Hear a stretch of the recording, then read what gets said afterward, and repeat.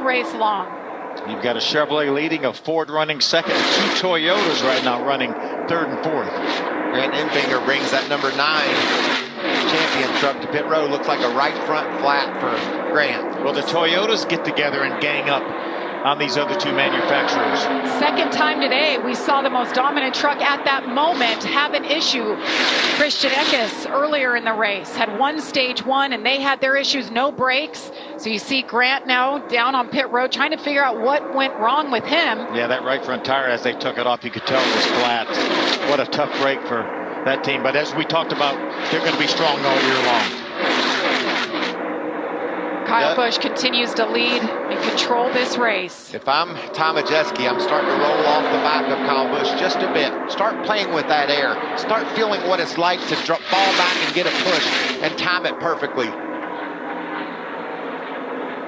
Get everybody group back up right here. We need to start doing our moves. 3 to go. 1 off 45, drag to him. We need to start creating our runs. That's Nick Sanchez team talking about laying off to break a little bit to back up.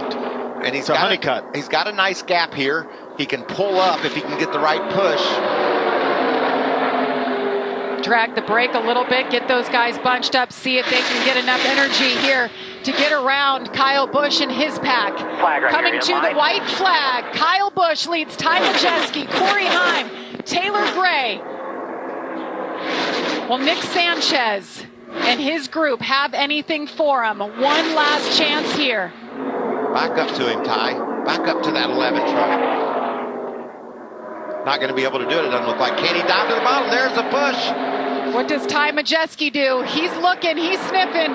Corey Heim is right there to the inside. Can he get to Kyle Busch? As Kyle Busch hangs on. Out of turn 4, checkered flag. Kyle Busch wins it for the 7th time at Atlanta. Yeah. Woo-hoo. Let's go, boys. Come on.